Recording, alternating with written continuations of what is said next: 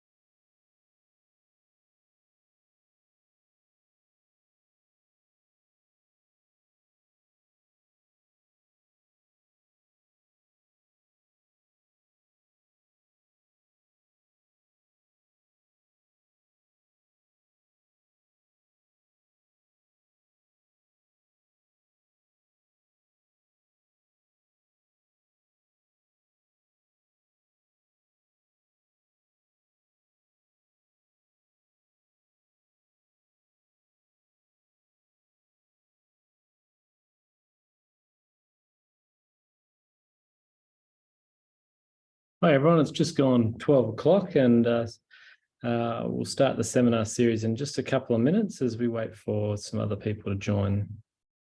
A couple of fantastic speakers today, Adam Irwin and Brian Forde. I haven't yet warned Brian to just not mention any of the rugby because we do have some French visitors in the building and they may still be feeling a little bit sensitive after the weekend's result between the two countries. There's no shame in being beaten by the world's #1 team.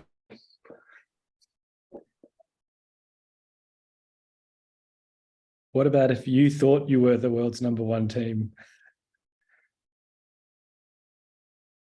Two very good teams. Anyway, so we'll just give it another minute while others join. Thanks.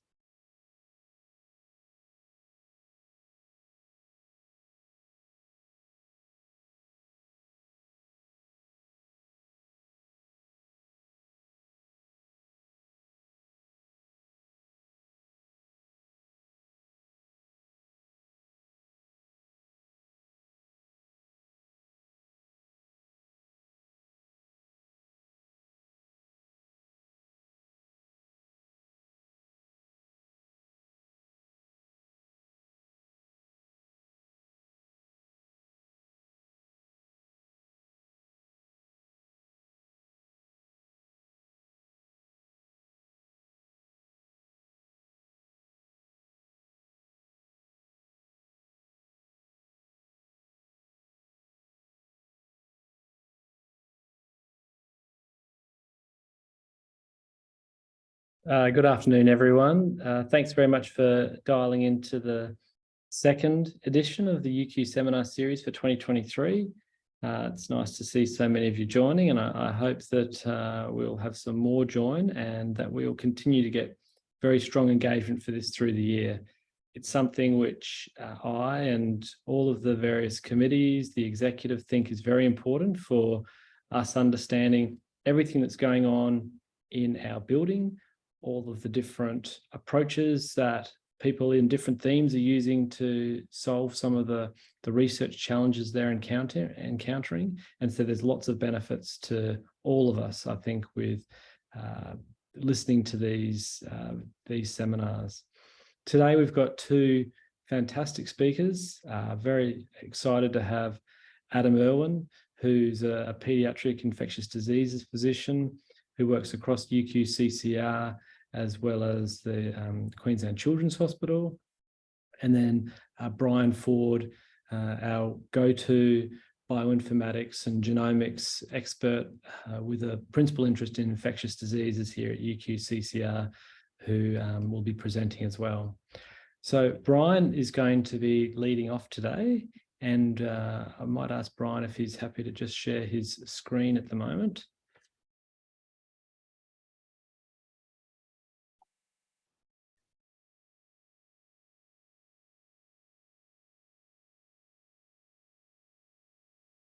That's good. Still muted, Brian, but the screen's perfect. And I'll hand over to you for your presentation on clinical implementation of routine whole genome sequencing for hospital infection control of multi-drug-resistant pathogens. Thanks, Brian. Thanks, Jason. As Jason just said, today I'm going to talk about how we can use genomics to inform infection control practices in hospitals. And this is something we've been doing for the last couple of years. But before I start, I thought it might be, because considering this is our first talk we've ever done at this event, that I might just introduce myself and the team and what we do here at UQCCR. So as Jason mentioned, we're an infectious disease genomics group. Our primary interests are in multi-drug-resistant gram-negative bacteria, so your E. coli's, Klebs, Acinetobacters, and all those. But we also look at some gram-negatives as well, such as vancomycin-resistant enterococcus and the MRSA.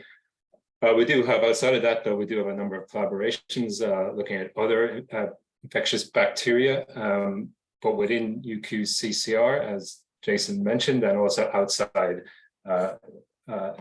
more broadly across UQ, and also with some industry partners as well. And we're also exploring some non-bacterial pathogens as well, such as fungi and malaria with the Australian Defence Forces. Or type of work we do, I should introduce the team first. Currently, there are three of us. There's a Tom Cuddy, who has worked with a long time, and Tom is a bioinformatician and a software developer. And also Budi Pramana, who also has an appointment here as well with Heidi. So we do a whole range of different things we look at, just from whole genome sequencing, comparative genomics, phylogenomics, metagenomics, and RNA sequencing as well. Where our interest currently lies is that translational component. So genomic surveillance, looking at hospital transmissions, which I'm going to look for today, characterizing and disrupting outbreaks, and also looking at transmission dynamics, so how we can trace the source of infections back. One of the things that we do like to pride ourselves on is in software development, pipeline development, visualizations tools. And that's one of the benefits of having someone like Tom on board, is that we can design custom software to suit any type of analysis that we want to do. So we're not reliant on what's available outside. We are a dry lab, so we don't have a lab at all. Instead, what we've done is we've built and maintain a high-performance computing cluster that's located here at UQCCR up in level 8 in the data center. It's a hybrid cluster, which means basically consists of both physical and cloud computing. So currently we have 3 physical nodes, and that they contain about 160 CPUs. We also have 3 GPUs, and these are for really intensive and high-end data crunching. On top of that, we have 100 cores of cloud computing, and this is from Nectar, which is a national cloud computing resource for researchers. As UQ researchers, you can apply for access to this resource. And if you do, and if you're part of our infrastructure, we can actually add your Nectar allocation to this computing, this HPC. We also have a high memory machine that contains 1 terabyte of RAM. That's for be really good for human genomics. We use it for phylogenetics. We also have 50 terabytes of local storage in Scratch space for doing really data-intensive jobs. But we can also integrate with the UQ RDMs. So you can mount all your RDMs on our infrastructure and copy your data to and from them with ease. The environment itself is Linux-based, so it's self-contained environments in Conda, which means they're reproducible and they're not impacted. So each environment, we do an environment per software, and each environment contains its own dependencies, such as libraries and all that. So nothing is impacting anything else. We use workflow management tools, which I'll talk about later, such as Nextflow. And this allows just have full version control, basically, which means your results are reproducible across time. As I said, we're integrated with UQ's data management system, and we also support web servers, and we are actually secure. And the reason I mentioned this is that there's a lot of new grants coming up, especially MRF grants, and there's a lot of genomic components to those. And if you come and talk with us, this is a resource which might be able to leverage in your applications. And we're also happy to come and speak to us if you'd like to use it, and we might be able to get you an account. Now, I'll just turn off my things so I'm not staring on my own side of my own head. Open the rest of the talk. So I'll just move on now to the actual talk. So as I said, we're going to look today. I'm going to talk about an implementation project we've run from 2017 to 2021. We're looking at applying genomics to hospital-acquired infections in Queensland hospitals, and this is mainly for tracing and control of the spread of multidrug-resistant pathogens. So why are we interested in it? So every year globally, there's 43 million hospitalizations are complicated by healthcare-associated infections. In Australia, that translates to about 165,000 to 200,000 per year. Healthcare-associated infections have a really high health burden, and even higher than a number of other infectious diseases, including influenza, which you can see down here in this chart. And what this translates into is generally longer hospital stays, higher healthcare costs, and poorer patient outcomes. For example, every year in Australia, there's over 15,000 bloodstream infections in public hospitals, and these infections have a mortality rate of about 15 to 20%. Increasing rates of antimicrobial resistance among these bacteria is further adding to this problem. And I don't know if anyone's looked at this paper that came out in the Lancet in 2022, but it describes the global burden of antimicrobial resistance in 1 year. And they found that AMR, so across globally, there's 4.9, nearly 5 million deaths associated with antimicrobial resistance. And this includes over 1 million deaths that are actually attributed to AMR. Antimicrobial resistance itself adds massive millions of dollars to healthcare costs, and that's just for the 5 most common resistant infections. We have always been interested in looking if genomics can help inform decisions and guide interventions to manage these largely preventable infections. And we've been doing this for quite some time. I think it really started back in 2014 with an outbreak of Legionnaire's disease in the Wesley Hospital. But I've just highlighted 2 particular ones here. It was a retrospective analysis is one of the first larger ones we did of an Enterobacter hermetiae outbreak in a Brisbane hospital, and also a genomic intervention in a persistent outbreak of Acinetobacter in another Brisbane hospital. And this one here took place over a number of years and kept repeating and cycling, and involved some investigation into environmental reservoirs. Now these and all the other interventions projects that we took part in, they all provided a huge amounts of information and really kind of underpinned some of the workflows and pipelines that we use now. But largely they're retrospective, and that means they're reactionary. So we're looking at an outbreak after it's been resolved, or we're coming in after the outbreak has been going for a long time. So lots of patients have already been infected, and there's been a lot of costs incurred. So what we really want to do is look at preventative measures. So we really wanted to engage in a prospective genomic surveillance program. And the Queensland government did actually agree with us. And in 2015, they committed to a $25 million 5-year commitment aimed at integrating genomics into everyday healthcare. And the real goal of this was to establish the capacity, infrastructure, and training, right, to support genomics within healthcare services. The teams were generally multidisciplinary, clinicians, researchers, economists, infection control personnel, and scientists like myself. There was a huge range of different projects, which are all kind of highlighted in this infographic here. But we were down here, and we were tasked with looking at applying genomics to track and identify transmissions in the hospital and disrupt these transmission chains. This project actually ended in 2021, but it's actually ongoing within Queensland Health itself. So part of the thing that we were tasked to do is to develop pipelines and tools to facilitate genomic analysis of bacteria that have been associated with hospital infections. So when we started really what we needed was a pipeline that could handle the large amount of diversity that we would expect to see on a daily basis coming from hospital infections. I'm not sure how many of you are familiar with bacterial genomics or stuff, but generally everything needs to be mapped to a reference, and most pipelines only handle a single reference. So that's one species at a time, and we expected multiple different species to be coming through at one time. And we also needed something that could integrate with the existing hospital infrastructure over there. So that is connected databases that came both clinical and isolate samples and also patient metadata. And so that was a particular issue. And so the first thing we need to do was actually get data from OSLab, which is the Queensland Health Laboratory Information System, to our genomics pipeline. I don't know if you're familiar with OSLab, but if you're not, it's the computer equivalent of a stone tablet. It's really, really old system and very difficult to deal with. The information is stored in there with HL7 messages, and as part of this data extraction process, it's passed to another program called Rhapsody, which is like a modern wrapper for OSLab. This is to bring it up to current technology levels. But it looks something like this. So it's on top with a keyboard. Rhapsody is also responsible for decoding HLS messaging, and that I'm passing them to a Kitework server, which is a staging point for data transfer. From that point, data is transferred to CSIRO, to a REDCap database that's hosted by CSIRO. And this REDCap database can then be interrogated by our genomic analysis pipeline.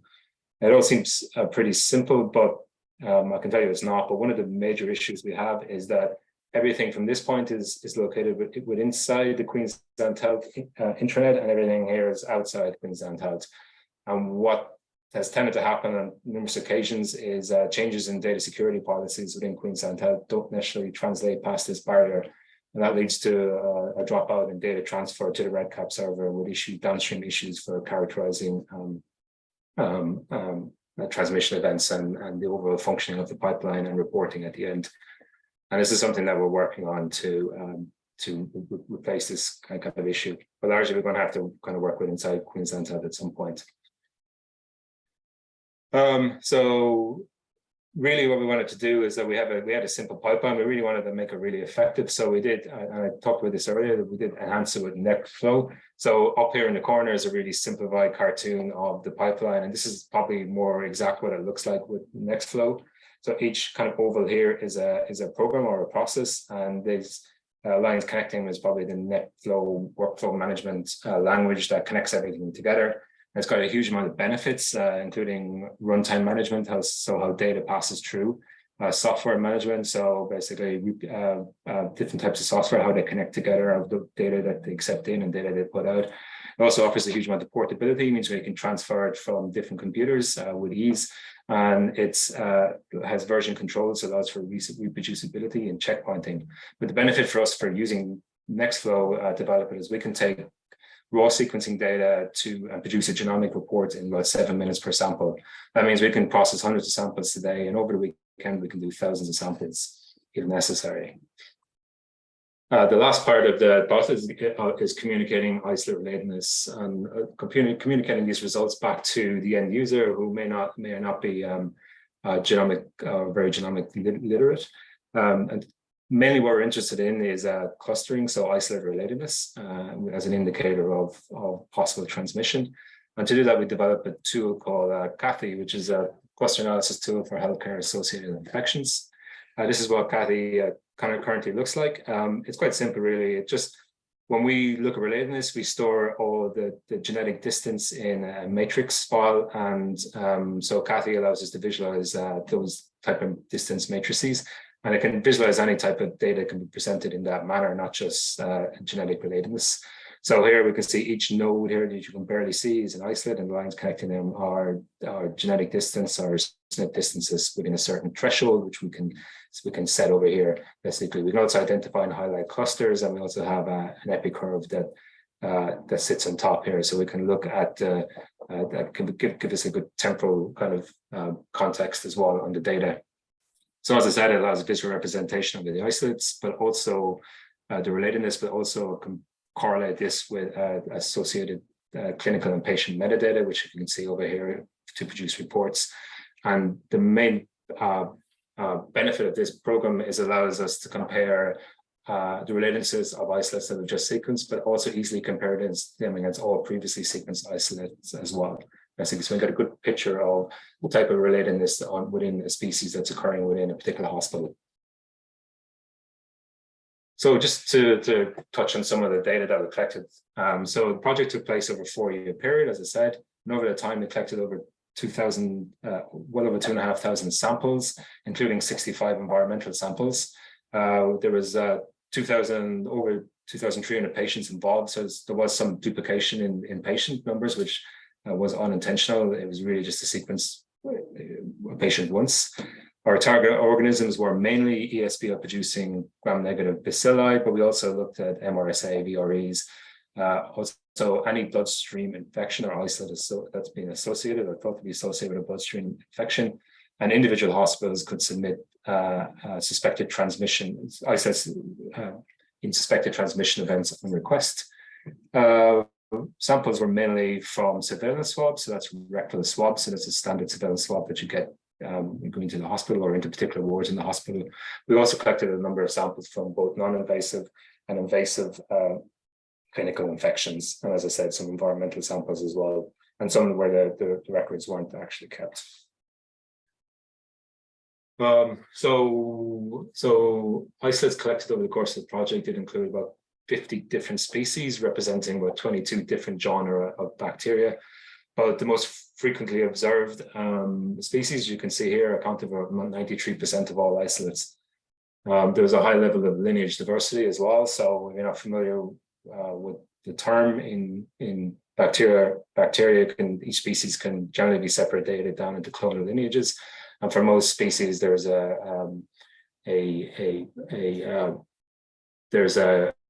typing scheme which can be applied, and that's generally based on housekeeping genes. So basically, there's a high level of lineage diversity, and as we can see here, 2 species, E. coli and Klebsiella, having over 100 different clonal lineages.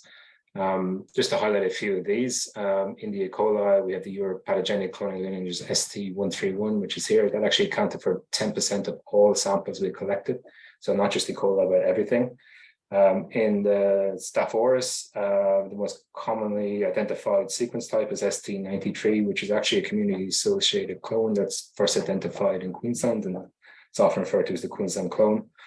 And for the Enterococcus or VREs, pretty much all lineages belong to clonal complex 17, which is responsible for a significant burden of healthcare-associated infections globally.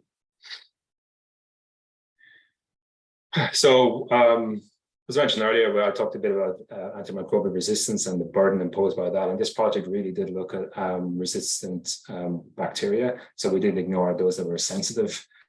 So the epicurve that you can see here really shows the temporal distribution and frequency of resistance-associated genotypes that we identified amongst our clinical isolates. So on this curve, each column represents a period of 1 week, and each square represents an individual bacteria that we collected over time.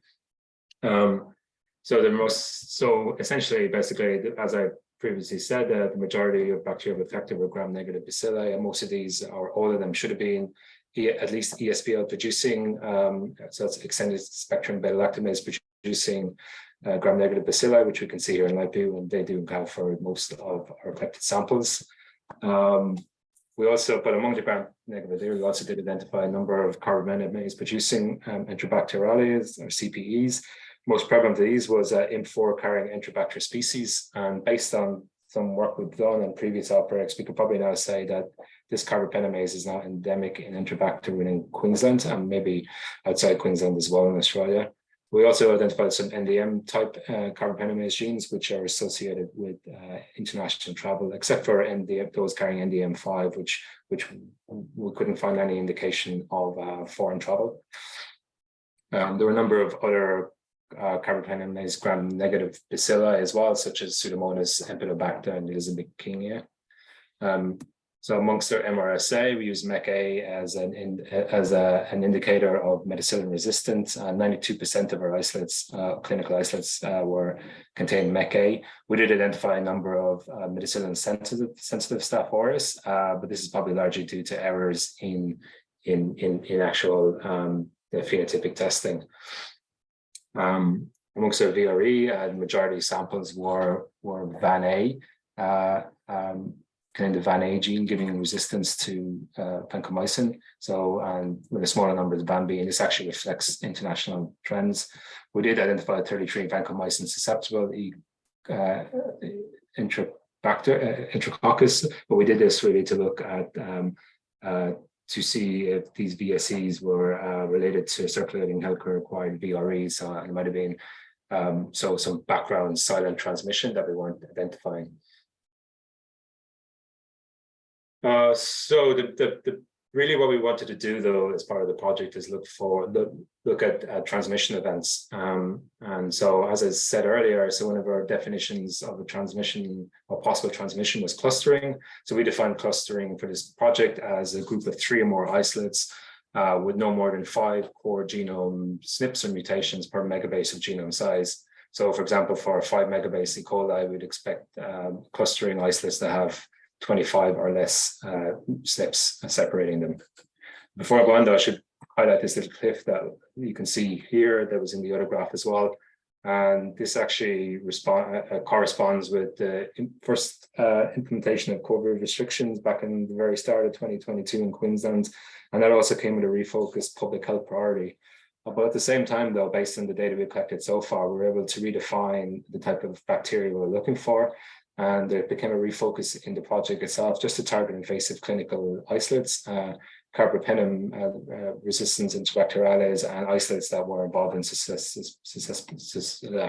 suspected outbreaks. So what we can see here in the epicurve is we have the same as last, every column is a week and every square is an isolate, and we have separated by color into those isolates that were either clustering or non-clustering. So in total, we identified about 76 clusters, over 3,000 isolates. That's about 33% of all isolates.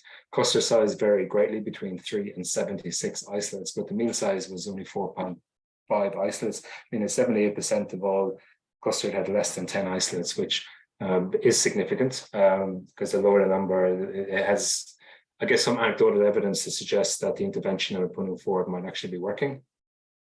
Unsurprisingly, the majority of clusters were in the species that were most commonly identified, that being E. coli, MRSA, and VRE. But those high numbers in E. coli and MRSA do offer some suggestion that there might be a lot of community transmission going on that's just been captured within this program. So we did look at that a little bit. So essentially, one of the criteria that's been characterized as a healthcare associated infection is for that infection to appear for at least 48 hours after admission. So anything that's identified 2 days before 2 days post admission, we characterized as we tentatively, I should say, characterized as community associated. And we can see in this little graph, so each bubble represents a cluster of individual samples, and we calculated their delta days, so the days post admission.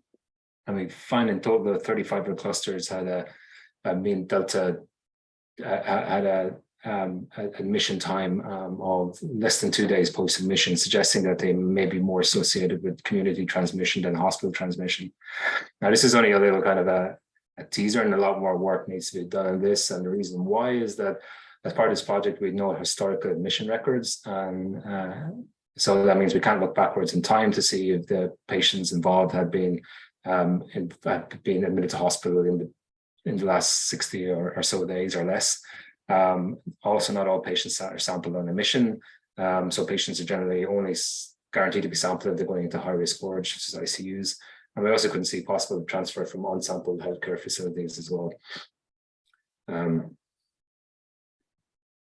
So really kind of, in order to be a valuable clinical intervention tool, you need to be able to produce reports, actionable reports in a timely frame. And we really wanted to see how quickly we can actually deliver a report.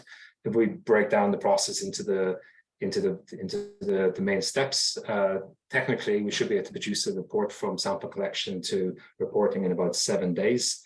Reality doesn't always meet expectations, unfortunately, and over the course of the project, the mean reporting period for us was about 33 days, so right in here. There are a number of reasons for this, such as delays associated with the sample transport, is particularly for more rural healthcare facilities, culture-based processing, the lack of on-site whole genome sequencing or sequencing facilities or dedicated sequencing facilities, and also development of the whole program and the pipeline all contributed to lengthy delay periods. But despite this, we were able to produce reports from sample collection in about 10 days. That means that we are confident that as this becomes, as we implement this into clinical practice, and that with improvement in dedicated workforce, we can actually get this down to this reporting timeframe down to an actionable period or a clinically relevant period. So alongside the actual genomic work we did, there was economic modeling. Was also an economic modeling program also took place in parallel. And it had some really interesting results. So just from looking from an infection perspective, over the course of a single year, basically, this prospective genomic surveillance program is expected to result in 36,000 fewer infections or colonization, but more importantly, it's expected to reduce the number of deaths associated with HIV by 650 or more per year. These benefits also translated into cost benefits as well. So implementing a project like this is quite costly, and like adding whole genome sequencing into the standard microbial testing workflow is expected to add about $80 million a year to the budget. But it does come with considerable savings across all other associated areas with infection control response. And ultimately, it's predicted to have a cost savings of about $30 million per year, which is pretty substantial, I would think. So there are still some challenges. This type of program does require sophisticated computing infrastructure, as we saw, and also bioinformatic expertise. We are, though, working to develop infrastructure and programs to fully automate this process. And that's just, hopefully we can remove the necessity to have expensive expert staff in some facilities, which might find that a bit challenging to finance. Cost of sequencing is still an issue, but it is improving. It was pretty good, but it's gone up in more recent years with the current economic climate. There is some need for standardization, and that's across all aspects of the program. So from sample collection to clinical and metadata, patient metadata collection, and also to the genomic analysis and reporting. But I think that's going to take some time to come into place. But one of the things to note that currently it won't replace established infection control responses, but it can enhance them, and particularly it can help to rule out hypotheses, basically, and help to better target some resource-limited interventions. But also we can use it, as I said, to provide targeted responses on the species level. So looking for risky clones, like those that are carrying high risk virulence or antibiotic resistance plasmids, but also screening against global data sets to identify lineages or species that are causing outbreaks or problems elsewhere in the world. So does it work? Look, I think it's difficult at this point while it hasn't been fully implemented. It's just been run as a research program at this point, but it is being implemented into practice, and the workflows are currently undergoing NATA accreditation within Pathology Queensland. Anecdotally, though, we can say that it does appear to be working. So it effectiveness is supported by economic modeling, but I will point out that is based on a turnaround time of 7 days, which we haven't yet fully achieved. But also anecdotally, we haven't seen any Enterobacteriales outbreaks in Queensland hospitals since 2018. And prior to that, we get at least one per year. And a more tangible result is that based on the program, one of our participating hospitals is able to remove isolation precautions for non-multi-resistant MRSA, saving nearly $700,000 per year. So there's a huge amount of people involved in the program itself. I'll just highlight the names of those that did most of the work. So Patrick, who led it, Tom Cudahy, Hockenberg within Pathology Queensland, infection control nurse practitioners in some of our hospitals, Belinda and Trish, and also Susan Moss for doing sequencing at Forensic Scientific Services. Thank you. I'll take any questions.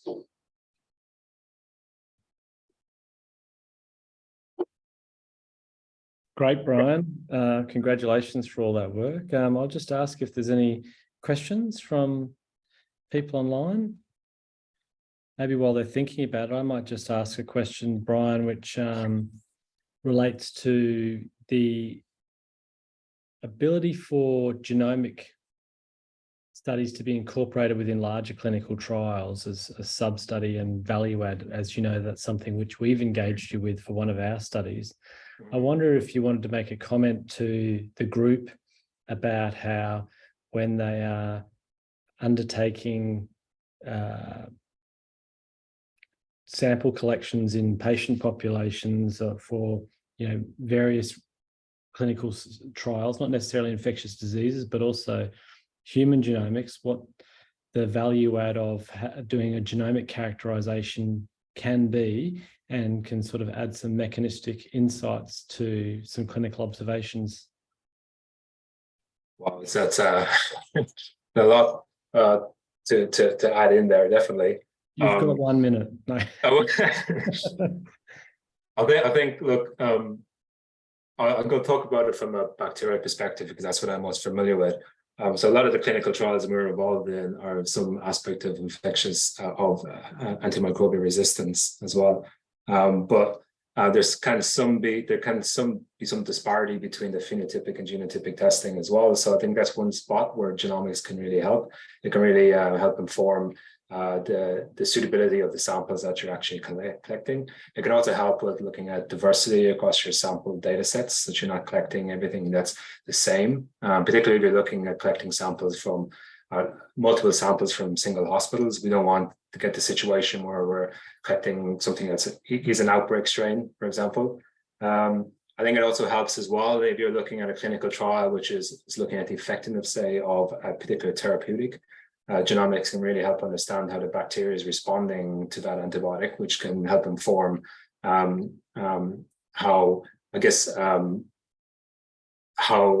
that antibiotic or new drug should be applied in therapy. So the impact of developing resistance or and how we can mitigate that, and the difference between different bacterial species as well.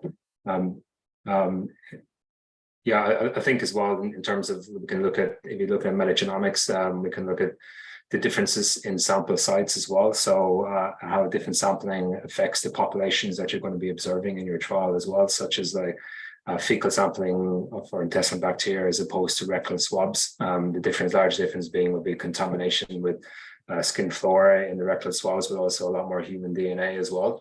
That's just a few. No, that's great. Thanks, Brian. It looks like there's no further questions, so I might just thank you for your presentation and then welcome Adam to give the second presentation of this seminar series. Before he does, I just wanted to just recognise that I forgot to give the acknowledgement of country, and I just wanted to acknowledge the traditional custodians of the lands on which we meet, and pay my respects to elders past, present and emerging. And I'm delighted that we get to listen to Adam Irwin and his presentation on paediatric sepsis, which I'm sure is going to be a major focus of what he talks about. Now, most of you probably know that Adam in a former life was an outstanding rugby league player, and then coming to Australia became an outstanding cricket player as well, and I've seen that firsthand. So you're not going to hear much of that in this presentation, but certainly the community consequences of what he does in this field is just a little bit greater than what he does on the cricket field. Adam. Thanks very much, Jason. Can I check that you're seeing my slides? They're in the right place. Yes. Yep. That's great. Yeah, thanks, Jason. But I didn't, in fact, play rugby league. I wasn't quite tough enough to play rugby league. I played rugby union. Sorry, the posh kids sport.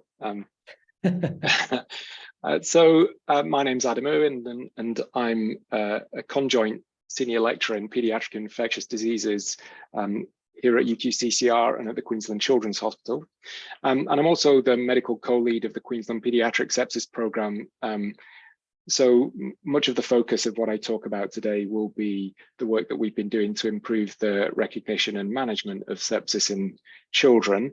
And I always like to do this when I talk to the mixed audience at UQCCR, because of course many of you who are clinicians don't often see children, and so this is just a reminder that this is what children look like.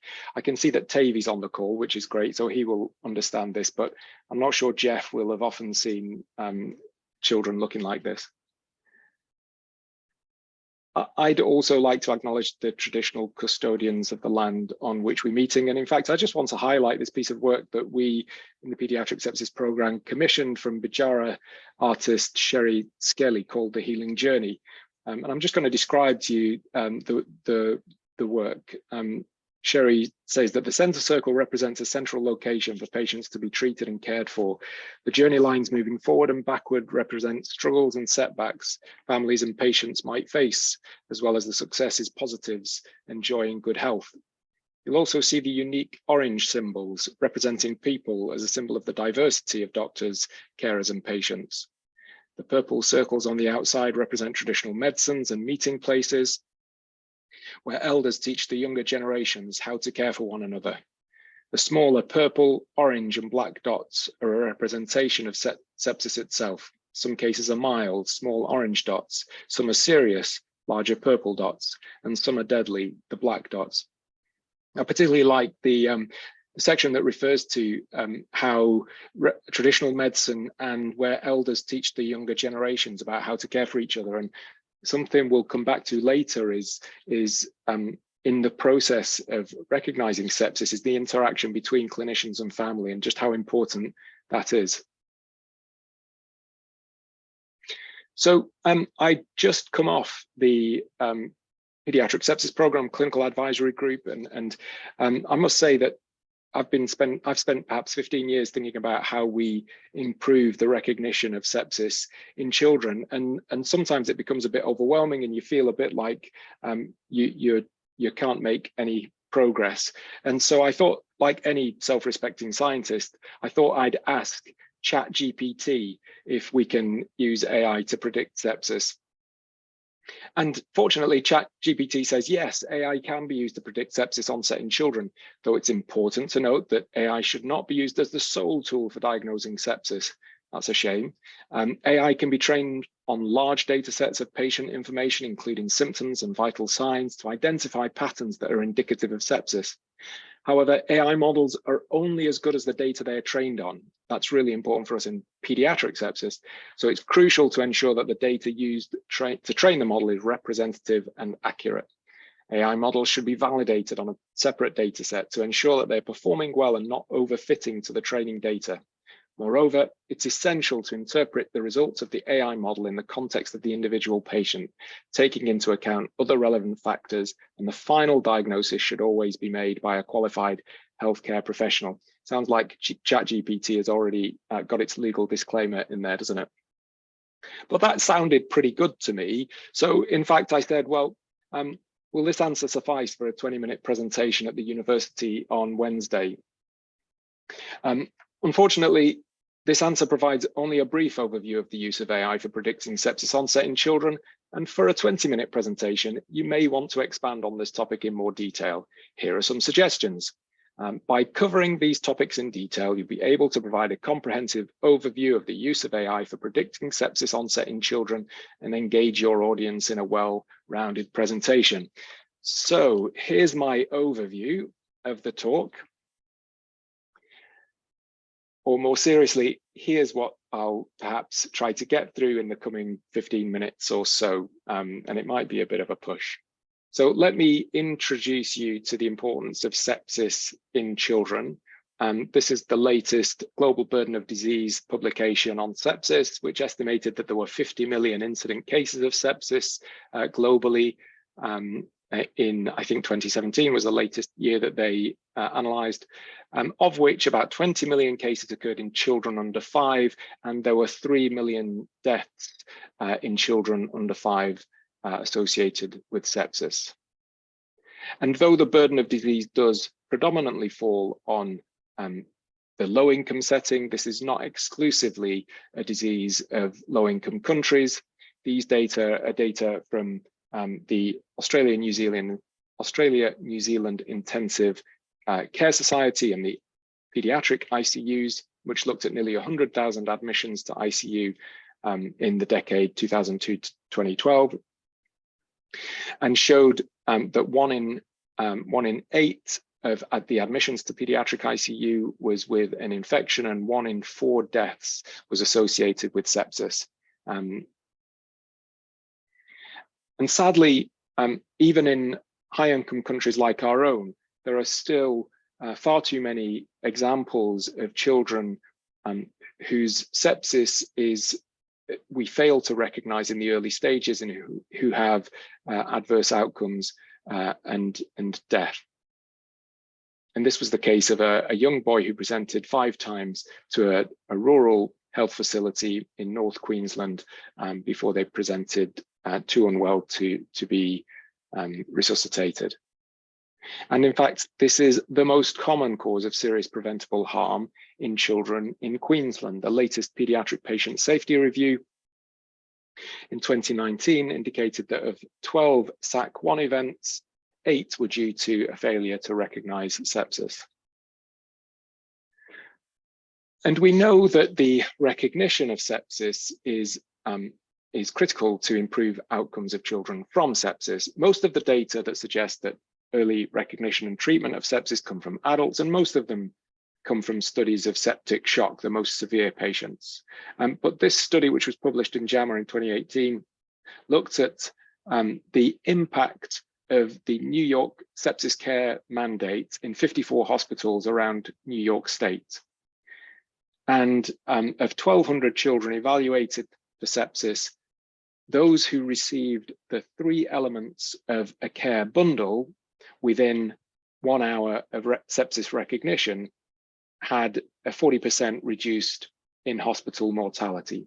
So early recognition and intervention with a bundle of care reduced the mortality for children with sepsis in this multi-center study in New York. And so, like many other countries, Australia adopted a national action plan called Stopping Sepsis, and just last year introduced a new sepsis clinical care standard to ensure that patients presenting with signs and symptoms of sepsis are recognized early and receive coordinated best practice care. You'll note the use of the term best practice care rather than evidence-based care there. And I think it's indicative that much of the reference to the care that we provide in sepsis, certainly in children, is described as best practice rather than evidence-based because of the lack of evidence that guides our practice. And so the sepsis clinical care standard has a number of different quality statements, priority areas for quality improvement, one of which is time critical management.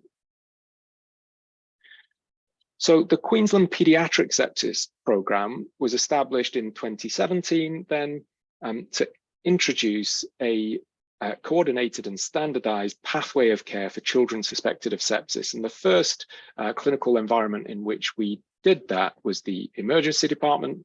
And then, having implemented the pediatric sepsis pathway in 2018 in 16 emergency departments and 70 or more regional clinics in Queensland in 2018 and 2019, we received ongoing funding from Queensland Health to embed the sepsis pathway in both the emergency department and in the inpatient setting.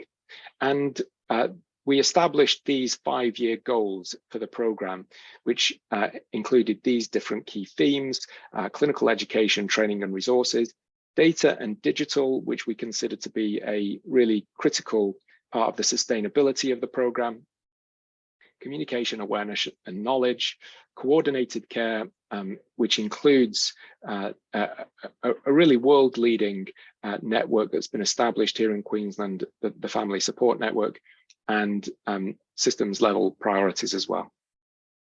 So what does the pediatric sepsis pathway look like? Well, it has 4 elements: a screening and recognition tool, the treatment bundle, antimicrobial guidelines, and a parent information leaflet.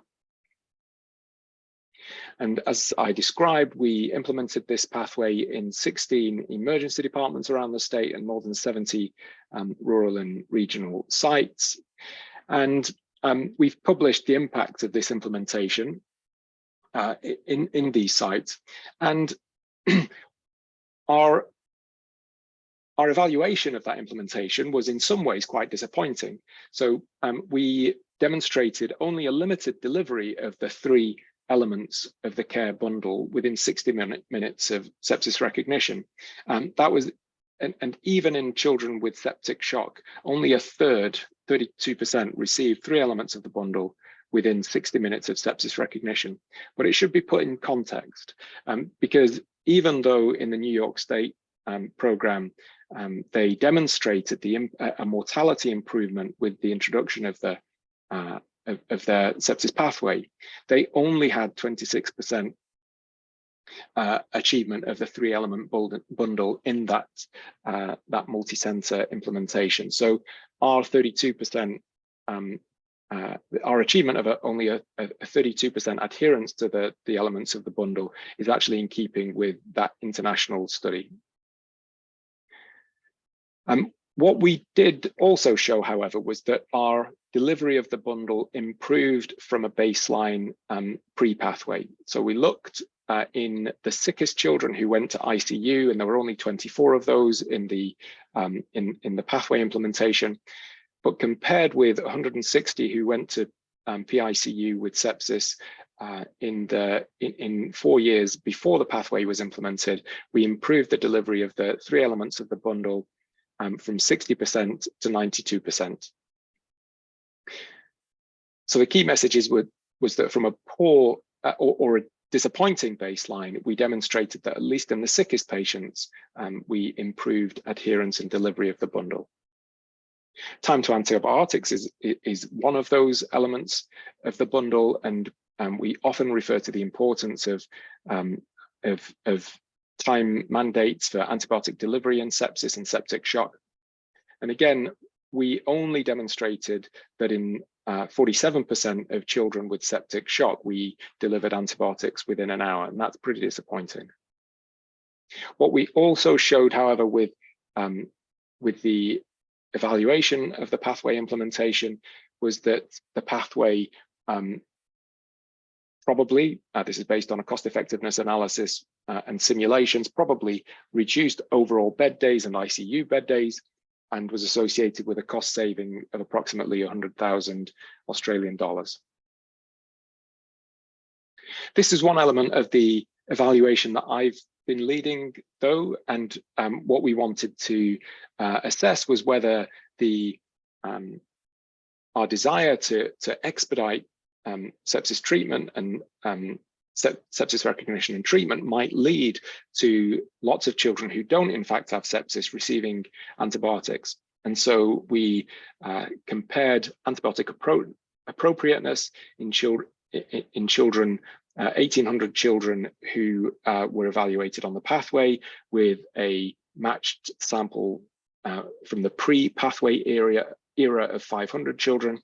And we demonstrated that in fact, the choice of antibiotic was more appropriate in the pathway era. But what we did also demonstrate by looking at all antimicrobial prescriptions that were made in the Queensland Children's Hospital Emergency Department during the course of the implementation. And we chose the QCH ED for this because that was the only ED in the collaborative at the time which had electronic prescribing. We were able to demonstrate that there was an increase in the use of 3rd-generation cephalosporins, cefotaxime and ceftriaxone from approximately 12 days on therapy, or 12 administrations per 1,000 emergency department attendances, to 16 administrations of cefotaxime per 1,000 ED attendances 1 year after the pathway introduction. So that's around about a 30% relative increase, and a significant consideration for pathway implementations of this kind. So why is it so difficult to recognize and differentiate this child, this extremely common presentation of a preschool child with acute infectious symptoms, from this child with meningococcal sepsis? And this 3-year-old on the right-hand side was the easiest diagnosis of meningococcal sepsis I've ever made. This was a girl who presented to us in London less than 10 years ago, so still in the meningococcal vaccine era, so after the introduction of the Men-C vaccine. But she was the daughter of a UCL professor, which of course is a risk factor for serious outcomes. But more than that, her uncle was a professor of pediatric infectious diseases in Spain, and one of the leads of a massive EU consortium looking at host predisposition to invasive infection and meningococcal disease.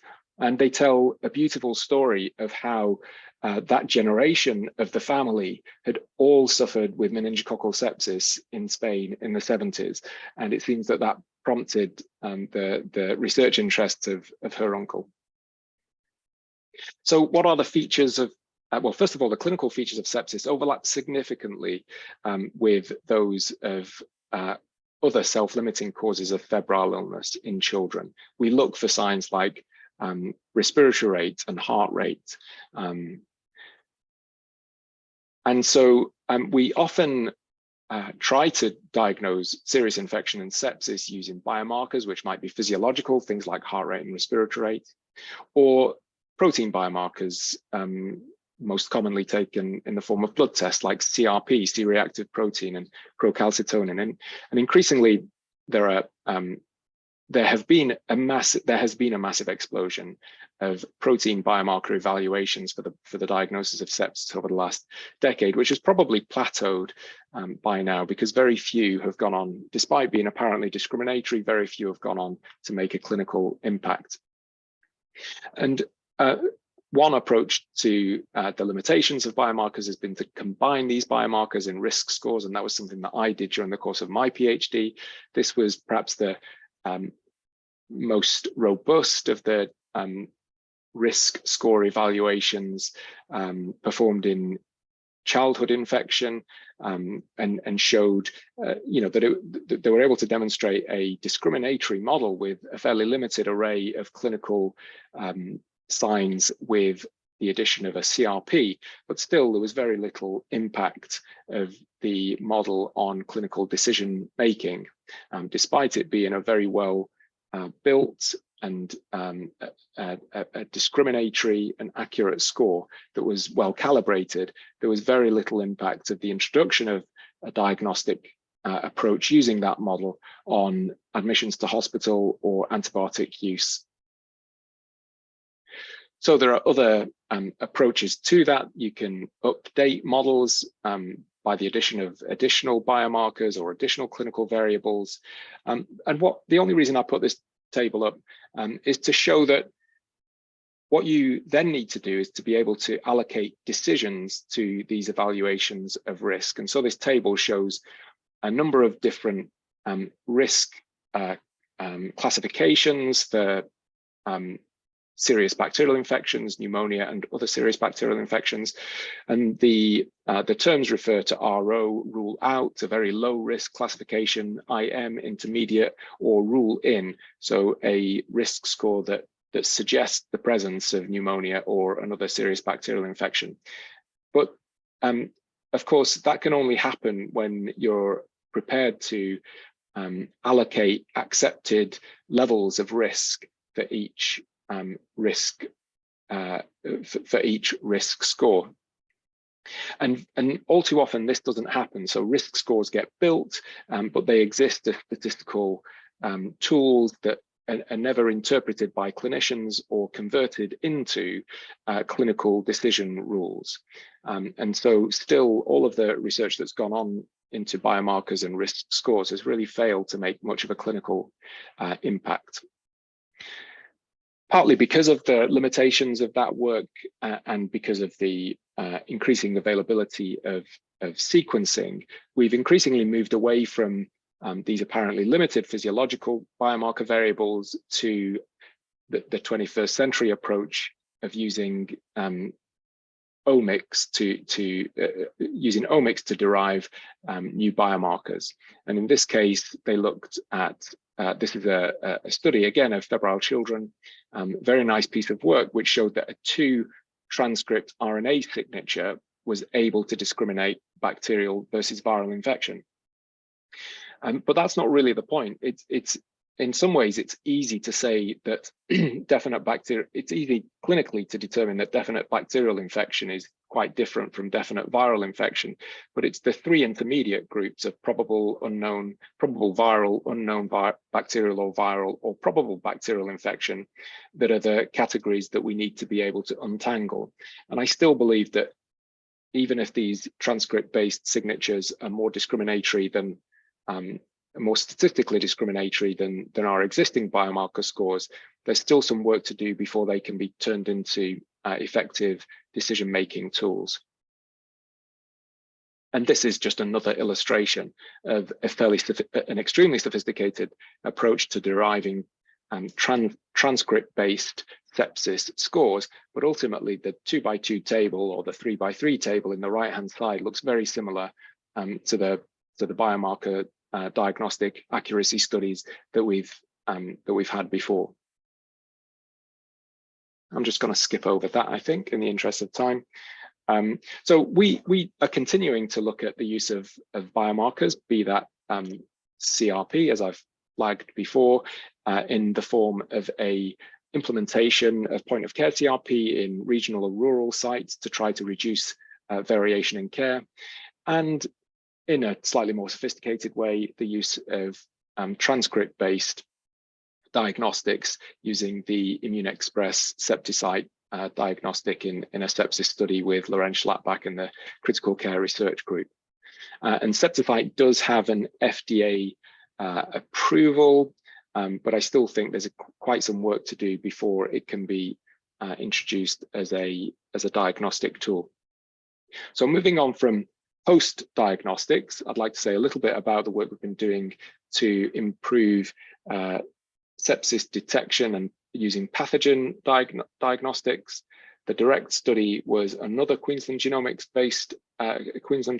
funded study of 4 ICUs in Brisbane, including both children and adults, where we attempted to integrate rapid pathogen sequencing, rapid pathogen identification using nanopore sequencing with personalized antimicrobial dosing in the hope of not only reducing the time to antibiotics, but reducing the time to effective and appropriate antibiotics. Because we know work that's been done at UQCCR by Jason and Jeff over many years has demonstrated how frequently patients on ICU received suboptimal and inappropriate antibiotic exposures.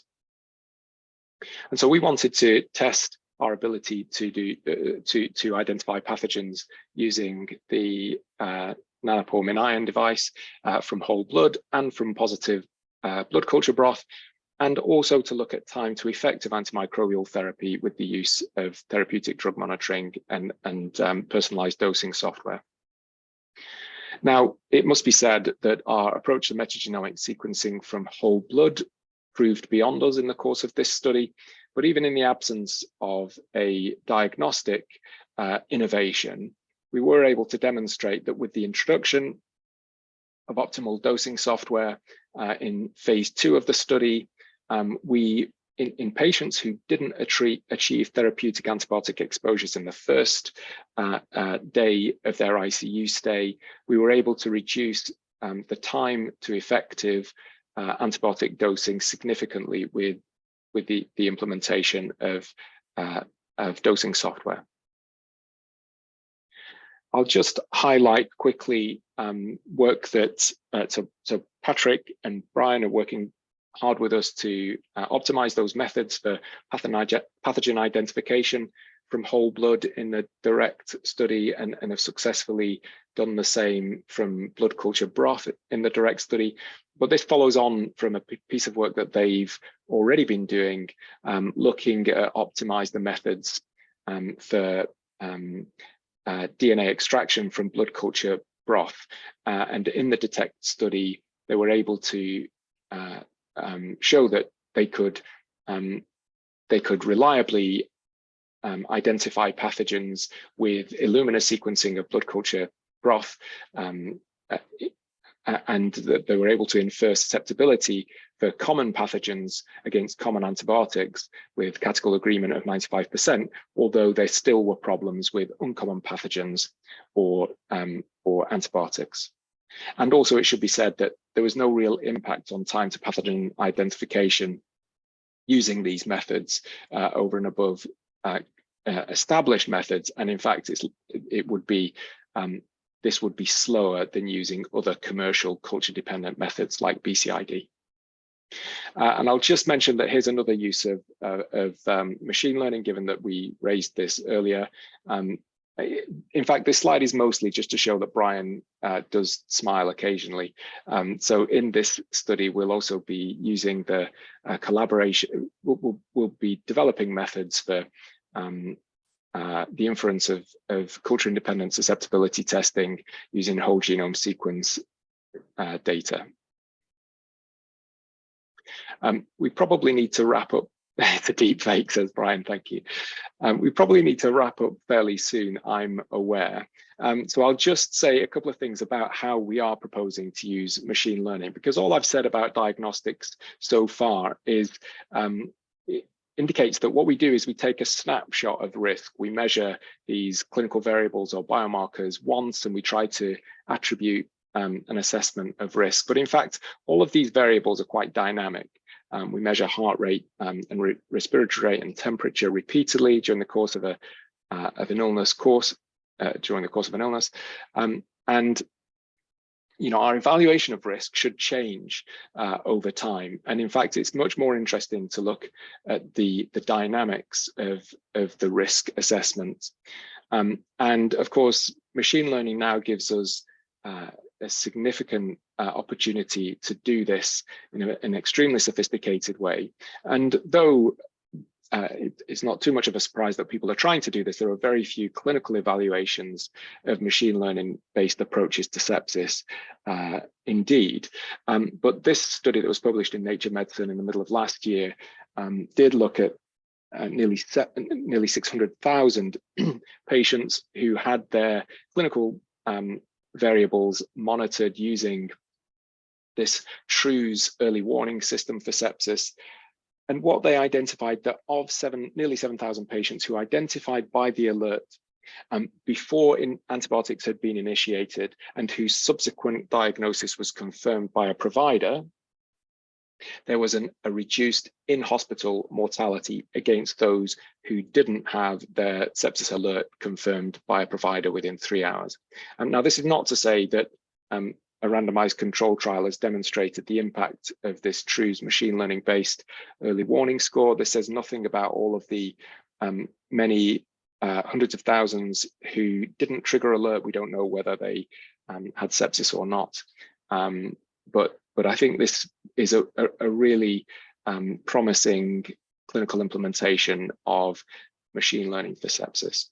We're doing a great deal of work trying to do something similar. This has mostly so far been driven by the adults in Queensland, but this is one of the challenges. This is the data architecture of Queensland Health.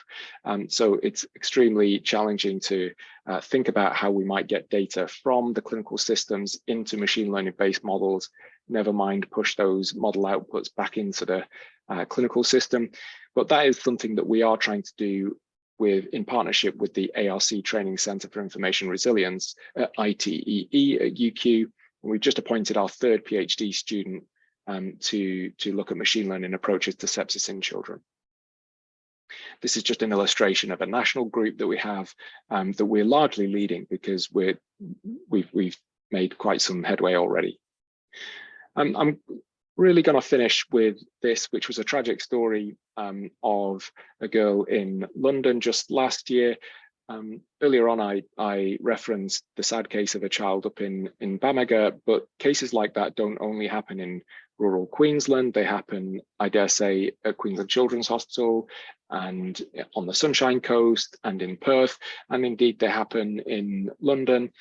And this was particularly harrowing because the mother of Martha, this 13-year-old girl who died in 2021, was a Guardian journalist and wrote a really evocative story of a really harrowing story, I'm sorry, of Martha's experience in hospital. And one of the things that she did was describe her interactions with the clinicians, and it just goes to show that our developing machine learning approaches or pathogen-based diagnostics is only a small part of the problem. I'm just going to read some of the things she said about the clinicians if I've got time. The consultants swooped in and were ostentatiously deferred to by the junior doctors. They were chatty, assertive, and grand. We heard a research paper from one especially self-regarding surgeon. I'll call him Prof. Bowtie. The consultant ran her finger down a screen of numbers. I'm not worried about sepsis. The report revealed high-status consultants had a dismissive attitude to less senior colleagues in PICU. This made them reluctant to do the right thing and involve intensive care. Martha died in part because of inflated egos. And then finally she says something like, the nurse stopped walking and put her hand on my arm. Trust the doctors, they know what they're doing. There's a whole load of work that needs to be done to understand how clinicians interact with these diagnostic tools and how clinicians communicate with each other and how we deal with issues like hierarchy in clinical medicine. And what was quite encouraging was that the paper from the US describing the TRUES implementation also looked at human factors and the clinical factors that supported adoption of the machine learning based tool. Rather than viewing the system as a surrogate for their clinical judgment, clinicians perceive themselves as partnering with the technology. They talk about human-machine teaming. And so one of the PhDs with the Centre for Information Resilience is looking exactly at that, how we can safely and effectively implement these methods in a clinical setting. So those are my take homes, and I'm happy to take questions. I'm sorry that I ran over. Thanks, Adam. Really good presentation. I know that we've gone well over today, but I hope that those that needed to leave have left, and if you need to leave, then please do. But could I just ask if anyone does have any questions, could you just ask Adam away, please? Otherwise, well, we might conclude there, Adam. You're obviously someone that people can reach out to very comfortably, and just want to thank you for your really good presentation, which touched not only on the science, but also the human considerations, which are just so important in clinical care, and give context to why what we're doing, each of us in our various research fields, is so important, but that it's not just about the science, it's also about the way that things are transferred into care and the way that people practice. So thanks very much for that. And Brian, your presentation, of course, was wonderful as always. So thanks very much for joining the seminar series again, everyone. Looking forward to next time, and have a wonderful afternoon. Bye.